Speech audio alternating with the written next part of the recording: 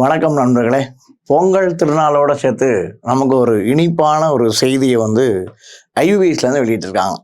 So எல்லா வருஷமும் வர்ற மாதிரி இந்த இயரும் இயர்லி கேலண்டர் வந்து ரிலீஸ் பண்ணியிருக்காங்க. அது ரொம்ப ஒரு மகிழ்ச்சிகரமான ஒரு செய்தியாக இருக்குது. எப்போவுமே வந்து நமக்கு எல்லா இயரும் எந்தெந்த டேட்டில் எக்ஸாம் நடக்கும் அப்படிங்கிறத வந்து தெளிவாக ஜனவரி மாதத்தில் ரிலீஸ் பண்ணிடுவாங்க. இதை பேஸ் பண்ணி ஆல்மோஸ்ட் 99.99% இதை பேஸ் பண்ணி இதே டேட்டில் தான் எக்ஸாம் நடக்கிறதுக்கான மோர் சான்சஸ் இருக்குது. ஸோ அது இந்த இயர் என்ன சொல்லியிருக்காங்கன்னு பார்க்கலாம் நம்ம.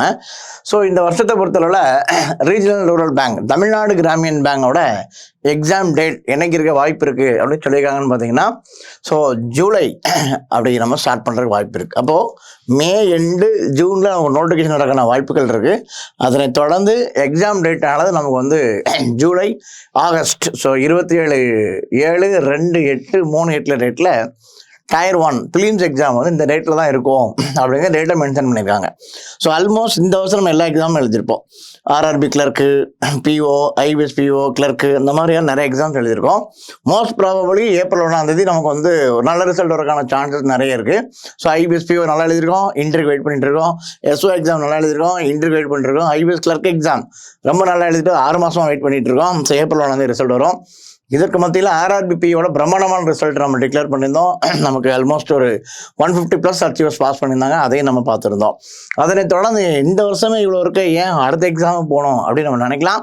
ஸோ நிறைய பேர் வந்து ஒரு ஆவரேஜாக இருக்கக்கூடியவங்களுக்கு வந்து கடந்த ஆண்டுகள் ஒரு சோகமான சூழல் நடந்திருக்கலாம். ஸோ அவங்களுக்கு ஒரு ஹாப்பி நியூஸ், அதுலேருந்து வெளியில் வர்றதுக்கான ஒரு நல்ல நியூஸ் தான் ஐபிஎஸ்லேருந்து வெளியில் வந்திருக்கு. ஸோ நமக்கு இந்த ஜூலை ஆகஸ்ட்டில் ஆல்மோஸ்ட் வந்து Tier 1 எக்ஸாம் முடிஞ்சது. இப்போ அதனை தொடர்ந்து அதோட மெயின்ஸ் எக்ஸாம் பார்த்தீங்கன்னா, ஸோ இதுலேருந்து நமக்கு கிட்டத்தட்ட 1 மாதம் கேப்பு இருக்க நிறைய சான்சஸ் இருக்குது. மோர் தென் 40 days. இப்போ இந்த இடத்துல பார்த்தோன்னா நமக்கு வந்து 8வது மாதத்துலேயே பார்த்தீங்கன்னா பிலிம்ஸ் எக்ஸாம் முடிஞ்சிருது.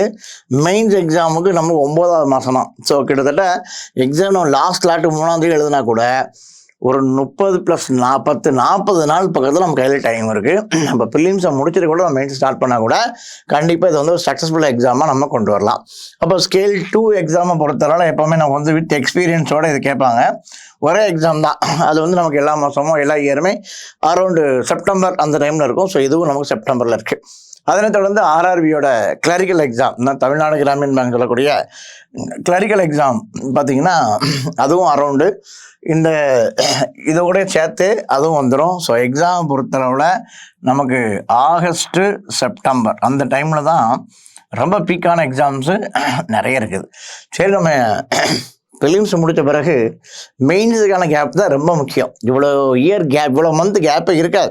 இப்போ செப்டம்பரில் முடிஞ்சு அக்டோபர் நவம்பர் 2 மாதம் சாலிடாக கையில் இருக்குது. ஸோ கண்டிப்பாக இந்த டைமு பிலிம்ஸோடு சேர்த்து மெயின்ஸையும் நீங்கள் சூப்பராக கிளியர் பண்ணலாம். ஸோ இங்கே பிஓ எக்ஸாமுக்கு மெயின்ஸுக்கு 1 month கேப் இருக்குது. அதே இது இங்கே வந்துட்டிங்கன்னா உங்களுக்கு 2 month கேப் இருக்குது. ஸோ கண்டிப்பாக இந்த ஆர்ஆர்பி எக்ஸாமை கிளியர் பண்ணலாம். இதோட ரிசல்ட்டு நமக்கே தெரியும், ஜனவரி 1ஆம் தேதி. அப்போ ஜனவரி 1, 2026 ஆர்ஆர்பியோட ரிசல்ட்டு டிக்ளேர் பண்ணுவாங்க. அப்போ இந்த டைமு நம்ம வந்து இப்போ ஸ்டார்ட் பண்ணால் கூட நிறைய எக்ஸாம்ஸ் இருக்குது. ஸ்டேட் பேங்க் எக்ஸாம்லாம் முடிச்சுட்டு பயங்கர ஃபார்மில் தான் இருப்போம். அடுத்து எந்த எக்ஸாம் வந்தாலும் நம்மளால் கிளியர் பண்ண முடியும். ஸோ சூப்பரான விஷயம், டைம் நிறைய இருக்குது மெயின்ஸுக்கு. அதான் நம்ம இதில் பார்க்கக்கூடிய ரொம்ப முக்கியமான விஷயமா பார்க்குறோம். அடுத்தது பார்த்திங்கன்னா நமக்கு வந்து ஐபிஎஸ்ஓ நோட்டிஃபிகேஷன். எப்போவுமே ஒரு பல்காக 4000 5000 வேகன்சி வரக்கூடிய இந்த பிஓ எக்ஸாமு. ஸோ இந்த வருஷமும் பிலிம்ஸ் மெயின்ஸ் எழுதிட்டு வெயிட் பண்ணுறோம். அது சக்ஸஸ் அமையட்டும்.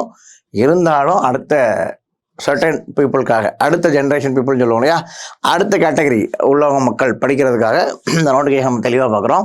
ஸோ இதுவும் அந்த பிலிம்ஸ் மெயின்ஸ் ஆல்மோஸ்ட் முடிஞ்ச உடனே அடுத்த ஜேர்னியாக இதை ஸ்டார்ட் பண்ணுறோம். ஸோ இது பார்த்திங்கன்னா நமக்கு வந்து அக்டோபரில் தான் எக்ஸாம். 10வது மாதம், இப்போ தான் 1ஆவது மாதம் நடக்குது. ஒரு 10வது மாதம் வரை இங்கே டைம் இருக்குது. இங்கேயும் அதே மாதிரி மீண்டும் 10வது மாதம் எக்ஸாம் முடிஞ்சதுலேருந்து 11வது மாதம் வரைக்கும் கேப்பு குறைஞ்சபட்சம் 45 நாளைக்கு மேலே இருக்குது. இதுலேயும் நம்ம அந்த எக்ஸாமை கன்ஃபார்மாக சூப்பராக கிளியர் பண்ணலாம். அதனால் இந்த டைம் இந்த எக்ஸாம் பற்றி நீங்கள் பயப்பட வேண்டியதே கிடையாது. ப்ரிலிம்ஸ் கிளியர் ஆகுது, மெயின்ஸ் கிளியர் ஆக மாட்டேங்கி, அதெல்லாம் பயப்படவே வேண்டாம்.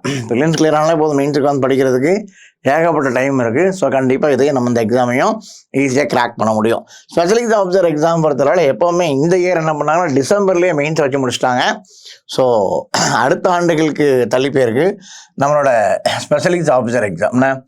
Marketing officer, ID officer, agriculture field officer, HR, இந்த மாதிரியான ஸ்பெஷல் கேட்டகரி எக்ஸாம்ஸ் வந்து இது கீழே வருது. இதோட ப்ரிலிம்ஸு 22, 23 அந்த தேதிகளில் நடக்குது. மெயின்ஸ் எக்ஸாமு இதுவும் பாருங்கள் ஃபுல்லாக உங்களுக்கு டிசம்பர் ஃபுல்லாகவே கையில் இருக்குது. ஸோ இதுக்கும் ஒரு 40 நாள் கையில் இருக்குது. எல்லா எக்ஸாமுக்குமே 40 நாள் குறையாமல் prelims to mains exam gap இருக்குது. ஸோ ஸ்பெஷலிஸ்ட் ஆஃபீஸர் எக்ஸாமோட இந்த time mains exam last 2 years எப்படி இருக்கும்னா, பொங்கல் முடிஞ்ச பிறகு 26 ஜனவரி பக்கத்தில் இருக்கும். இப்போ இந்த டைம் என்ன பண்ணாங்க, டிசம்பரில் வச்சுட்டாங்க. ஸோ 26 இந்த எக்ஸாம் திருப்பியும் ஜனவரிக்கே போயிருக்கு. ஸோ இந்த எக்ஸாமும் நம்ம இன்ஸ்டியூட் பக்கத்தில் ஒரு பிரமாண்டமான ரிசல்ட் தரக்கூடிய ஒரு முக்கியமான எக்ஸாம். அதனைத் தொடர்ந்து பேர் மாற்றிருக்காங்க.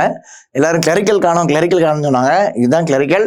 ஸோ இந்த புது செட்டில்மெண்ட்டில் இதோட பேரை கஸ்டமர் சர்வீஸ் அசோசியேஷன் மாற்றிருக்காங்க, CSA. இதுதான் வந்து கிளரிக்கல் கிரேடு. ஸோ இதுவும் வந்து நிறைய பேர் அப்ளை பண்ணுறதுனால டிசம்பர் மந்த்துக்கு போயிடுச்சு. வழக்கமாக இந்த டைம்லாம் நம்ம எக்ஸாம் முடிச்சிட்டோம். அக்டோபர், நவம்பர்லேயே எக்ஸாம் முடிச்சுட்டு ரிசல்ட் ஏப்ரலுக்காக வெயிட் பண்ணிட்டு இருக்கோம், IPS கிளர்க் எக்ஸாம். ஆனால் இந்த டைமு புது விதமாக நோட்டிஃபிகேஷனே வந்து நமக்கு நவம்பரில் தான் வருதுன்னு நினைக்கிறேன். ஸோ எக்ஸாமு டிசம்பரில் தான் இருக்குது. ஸோ அடுத்த டிசம்பர் நம்ம இந்த மாதிரி இருக்க முடியாது. ஒரு லெதாஜிக்கா எக்ஸாமு, முக்கியமான எக்ஸாமு டிசம்பரில் வருது, ஒரு கிளர்க் எக்ஸாம்.